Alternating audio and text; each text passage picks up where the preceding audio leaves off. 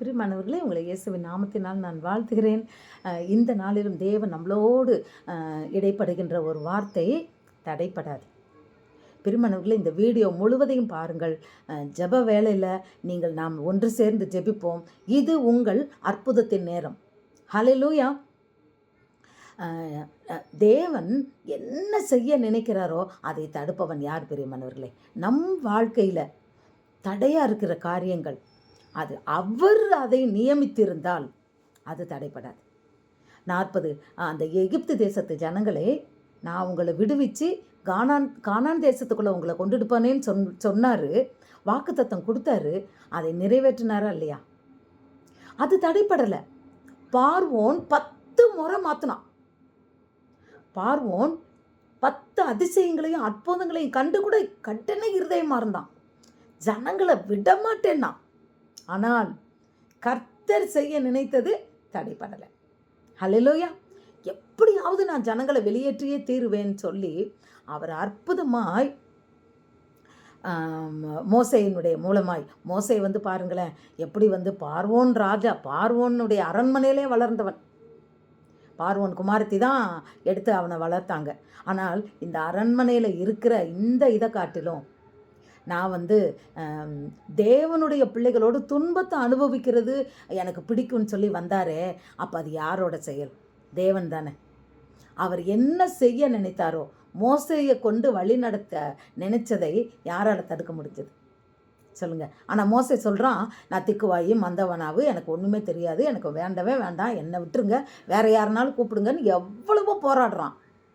இல்லை, கர்த்தர் செய்ய நினைத்தது தடைப்படாது. தேவன் உங்களை கொண்டு அவர் என்ன ஊழியத்தில் செய்ய நினைத்தாரோ அது தடைப்படாது. பிரியமானவர்களே, ஹல்லேலூயா. என்னை 16 வயசில் கர்த்தர் கூப்பிட்டாரு.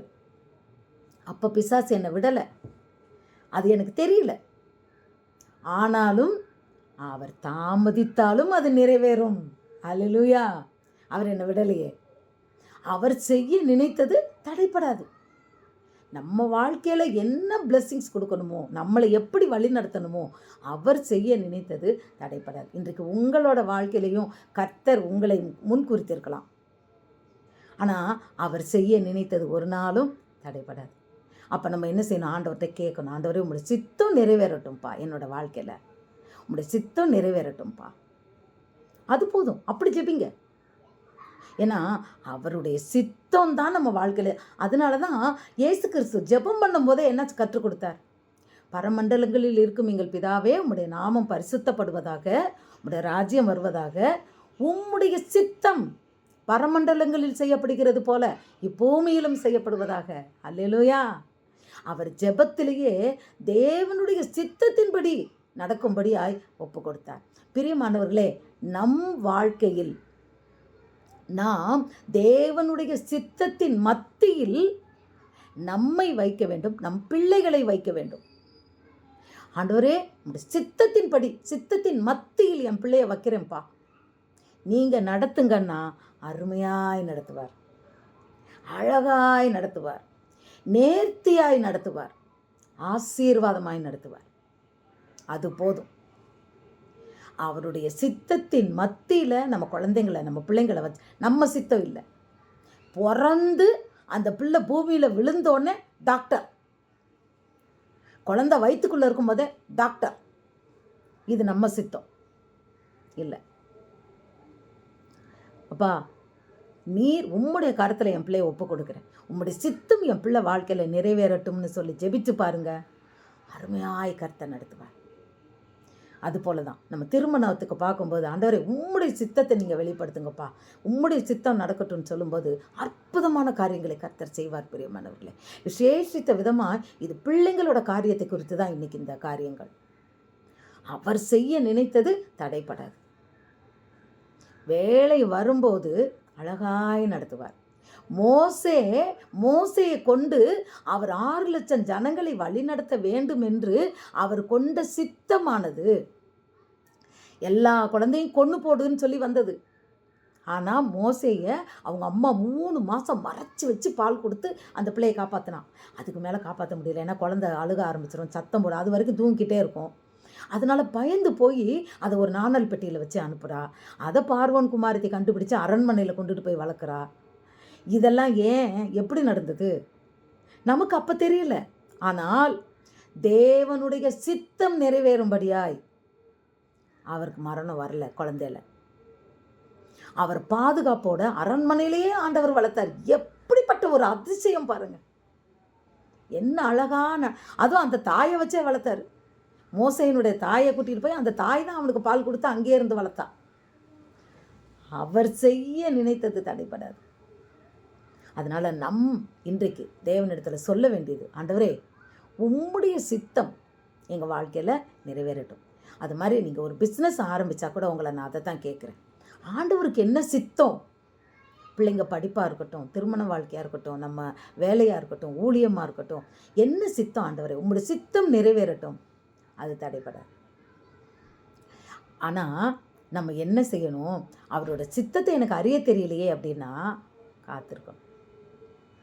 ஒரு பாட்டு பாடுவார்ல, நீர் செய்ய நினைத்தது தடைபடாது, எனக்காக யாவையும் செய்யும் தேவனே.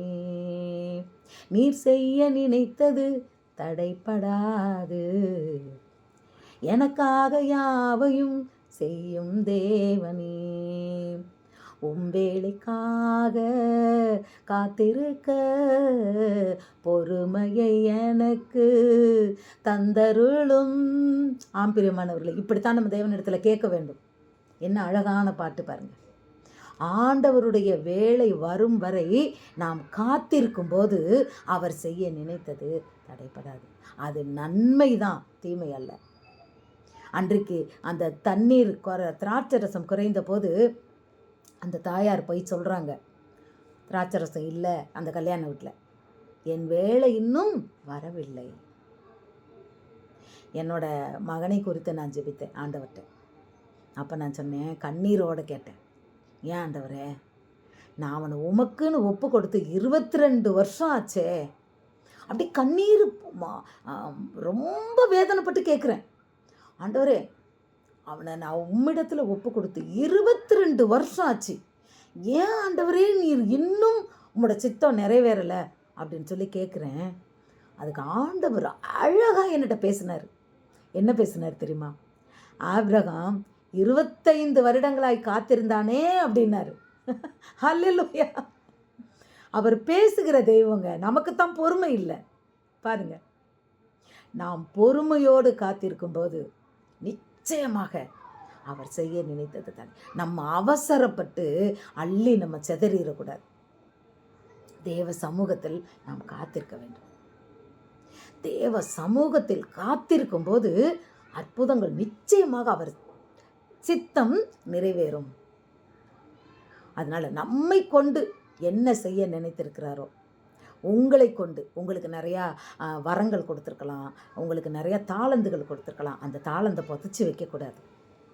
ஏன்னா ஆண்டவன் வருகையின் போது கேட்பார், நான் உனக்கு என்னென்னலாம் நான் உனக்கு தாளந்து கொடுத்தனே, நீ எனக்கு என்ன பிரயோஜனம் பண்ணேன்னு கேட்பார். பாடுற தாளந்து,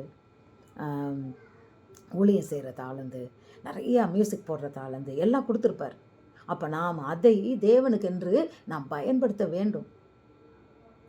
ஆனால் நம்ம அதை மறந்துடுறோம் இல்லையா? ஆனாலும் அவர் செய்ய நினைத்தது தடைபடாது. அவர் நிச்சயமாக அதை செய்து தான் முடிப்பார். இன்றைக்கும் நம் வாழ்க்கையில், நம் பிள்ளைங்கள் வாழ்க்கையில் தேவனுடைய சித்தம் அது காரியம் தடைப்படாத படிக்கு நாம் ரொம்ப நாளாக காத்திருக்கிறோம், ஆனால் இன்னும் நிறைவேறலை. கவலைப்படாதீங்க. நம் தேவனிடத்தில் ஜெபிக்கும்போது கர்த்தர் நிச்சயமாகவே அவர் செய்ய நினைத்த தடைப்படாது. இது நம்ம அற்புதத்தின் நேரம். நாம் ஜெபிப்போம். நிச்சயமாக இன்றைக்கு எந்த காரியங்கள் உங்கள் வாழ்க்கையில் அது நிறைவேறாத படிக்கு, தேவனுடைய சித்தமாக இருந்தாலும் இன்னும் நிறைவேறாத படிக்கு, அன்றைக்கி ஆபிரகாமுக்கு வானத்தின் நட்சத்திரங்களைப் போல நான் உன் சந்ததியை என்ன சொல்லுவேன்னு சொல்லி 25 வருடங்கள் கழித்து தான் கொடுத்தாரு. அவருடைய சித்தம் அது தடைப்படலை. அவர் சொன்ன வார்த்தை தடைப்படலை. அதுபோல் இன்றைக்கும் பிரியமானவர்களே, இந்த 2025ஆம் ஆண்டில் நம் வாழ்க்கையில் எது தடைப்பட்டிருக்குன்னு நீங்கள் நினைக்கிறீங்களோ, இன்றைக்கு தடைகள் மாறும். ஆண்டவருடைய சித்தம் நிறைவேறும். அது ஒரு நாளும் தடையாகாது. அல்லேலூயா. நான் ஜெபிப்போமா? ஹல்லேலூயா. எங்களை அதிகமாக நேசிக்கின்ற எங்கள் அன்பின் பரலோக பிதாவே, இந்த ஆசீர்வதிக்கப்பட்ட நல்ல நேரத்திற்காய் நன்றியோடு உம்மை துதிக்கிறோம் அப்பா. இப்பொழுது அற்புதத்திற்காய் காத்திருக்கிற உம்முடைய ஒவ்வொரு பிள்ளைகள் மேலும் உம்முடைய பிரசன்னம் இறங்குவதாகப்பா. ஹல்லேலூயா. தகப்பனே, யாரெல்லாம் இந்த வீடியோவோடு இணைந்து கொண்டு தன் கண்களை மூடி உம்மை நோக்கி ஏறெடுத்து பார்த்து, இதோ என் தேவன் செய்ய நினைத்தது தடைப்படாது என்று அப்பா அவர்களுடைய வாழ்க்கையை, அவர்கள் பிள்ளையின் வாழ்க்கையை உம்முடைய சித்தத்தின் மத்தியில் வைத்து அவர்கள் விசுவாசத்தோடு உம்மிடத்தில் அறிக்கை செய்கிறார்களோ அத்தனை பேருக்கும் என் தேவன் நீர் அற்புதம் செய்வீராக. அந்த காரியங்கள் அற்புதம் செய்வீராக. நீண்ட நாள் காத்திருப்பது இருதயத்தை இழைக்க பண்ணும். விரும்பினது வரும்போதோ ஜீவ விருட்சத்தை போல் இருக்கும் என்று சொன்னீரே. ஒவ்வொருவரையும் இந்த 2025ஆம் ஆண்டுல ஜீவ விருட்சத்தை போன்ற அந்த சந்தோஷத்தினாலும் பலத்தினாலும் பலன்களினாலும் என் தேவன் அவர்களை நீர் நிரப்பி ஆசீர்வதிப்பீராக. ஒவ்வொருவரையும் சாட்சியாய் நிறுத்துவீராகப்பா.